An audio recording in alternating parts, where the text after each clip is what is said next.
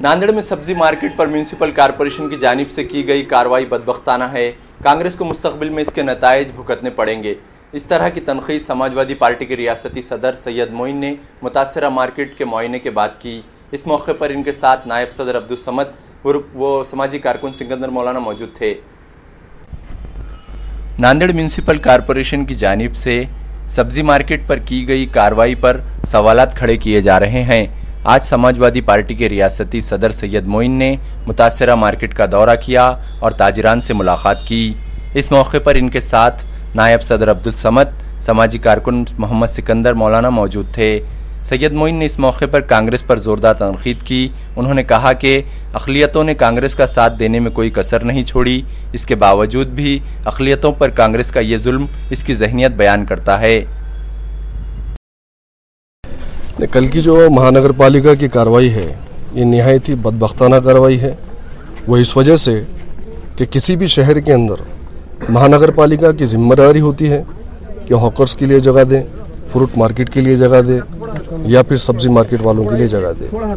लेकिन यहाँ ख़ास तौर से नांदेड़ शहर के अंदर फ्रूट मार्केट वाले, सब्जी मार्केट वाले, बागवान बरादरी के लोग, हॉकर्स वाले एक कई ज़माने से बार बार मुतालबा कर रहे हैं। कांग्रेस की लीडरशिप से, अशोक चौहान से कर रहे हैं, डीपी सावंत से कर रहे हैं, अमर राजूरकर से कर रहे हैं। लेकिन क्या वजह है? एक तरफ तो नांदेड़ की बल्दिया पर अगर सत्ता देखे तो पिछले 50 साल से कांग्रेस की सत्ता है। एमपी यहाँ से चुन के जाता है तो अशोक चौहान कांग्रेस की तरफ से चुन के जाते हैं। दोनों तरफ उत्तर और दक्षिण के अंदर अगर सीट्स किसी के आते हैं तो कांग्रेस के सीट्स आते हैं।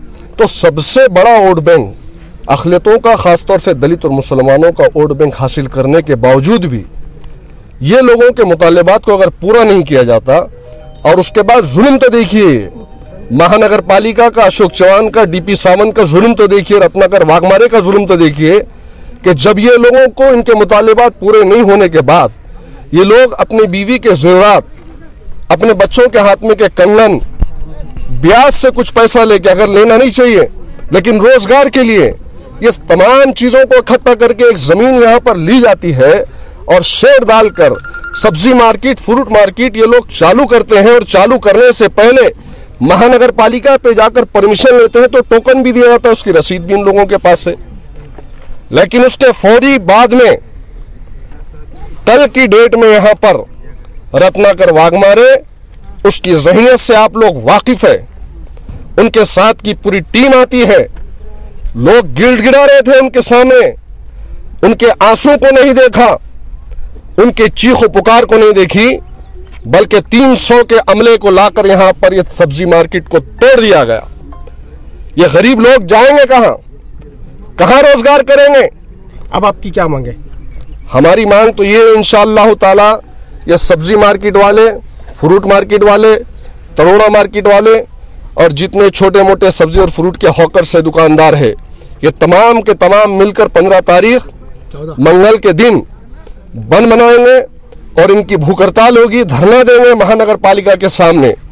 और उसमें डिमांड किया जाएगा कि कॉरपोरेशन की जो तरफ से कार्रवाई की गई, अगर आप देखेंगे तो कोर्ट की जानिब से उनके पास स्टे है, अगर आप देखेंगे तो उनके पास रसीदें हैं बल्दिया की जानिब से दी हुई, टोकन से टैक्स भरे हुए हैं, टैक्स की पावती है, लाइट्स बिल इनके पास में है।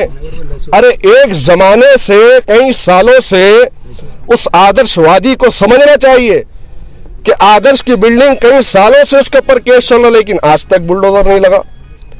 लेकिन ये शेठ गरीब लोग जो रोजाना मजदूरी कर कर कमाते हैं चंद पैसा, उनके दिलों पे खंजर चला दिए, बुलडोजर चला दिए उनके जगहों पर। महापालिका का ये कहना है कि जो एयरपोर्ट बफर जोन की जो जगह है तो उस वजह से कार्रवाई की, और आगे भी उनका ये कहना है कि सुनो तो कि यहाँ पर इनको किसी हाल में परमिशन नहीं दी जाएंगी किसी भी तरह की बांध काम की, तो इसमें से रास्ता क्या निकालना चाहेंगे?